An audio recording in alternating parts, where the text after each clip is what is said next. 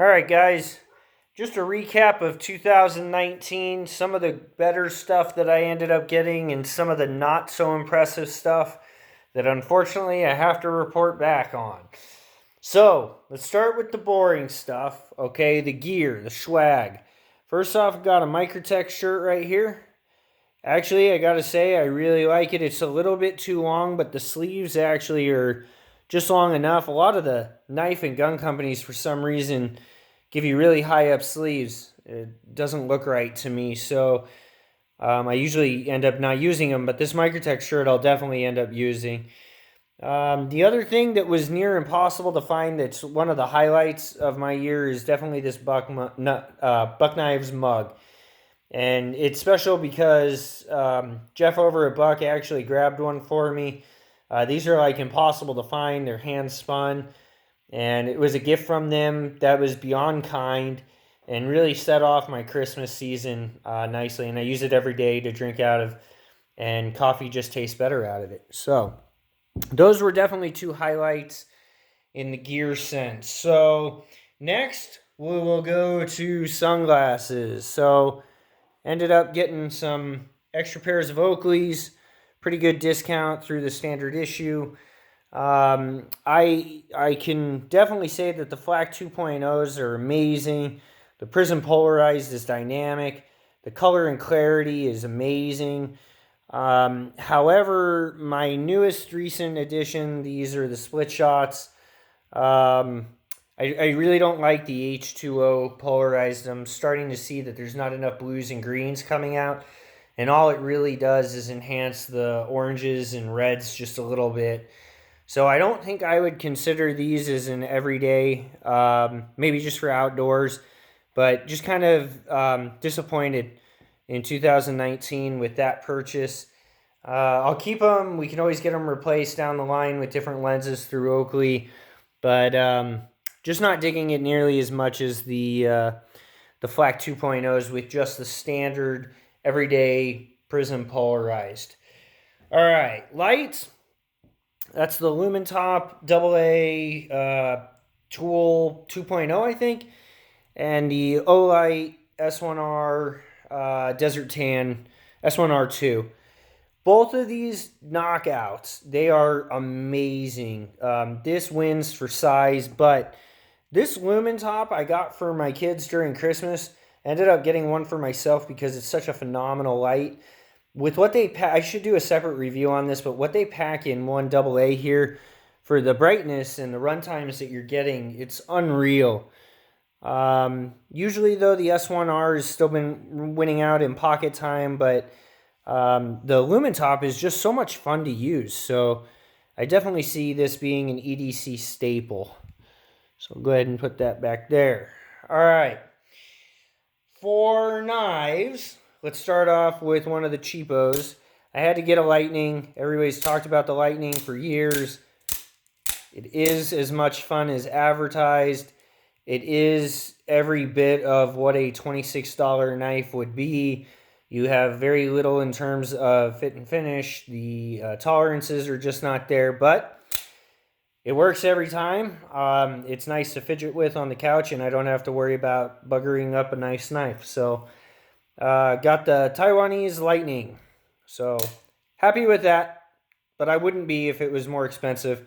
$26 is what I ended up getting it. But if you paid like online, I see them for $40, $45. I wouldn't think they're as good of a deal. I want to laugh about this, but the Gerber, I won it off of the White Elephant this year. It's not as much of a disappointment as I thought it would be. It's a shitty knife, but I have used it to cut down plenty of boxes. So, I mean, it was free, so it's worth what I paid for it. All right, then the knockouts for knives this year. The Civivi, I actually made this video because I got this for my birthday. I have to give it back to my wife to wrap it for me, and I'm actually going to miss it.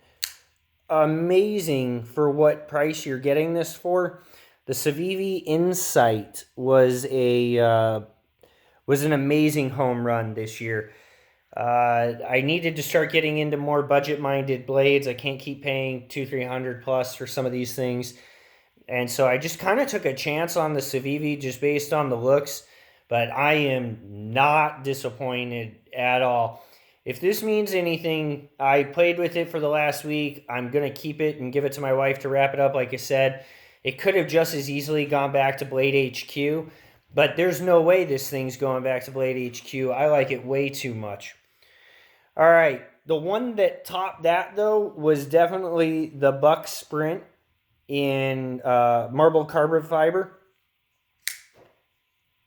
Just flies out on those bearings. Perfect in every way. I have done a separate review on this.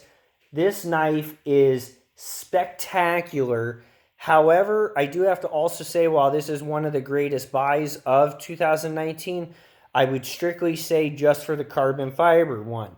I did get the micarta version. I had a lot of problems with it.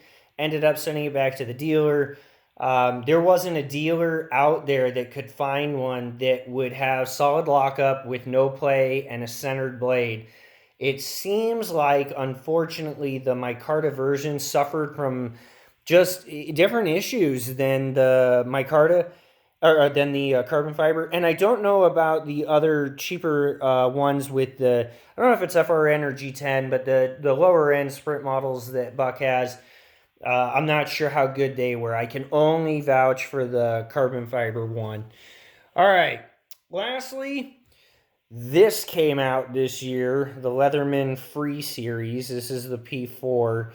And this is going to go on the list of not so good still. I've done a few reviews on why I really didn't care for the tool. Most of it is based on the price, and what you're getting just doesn't match up.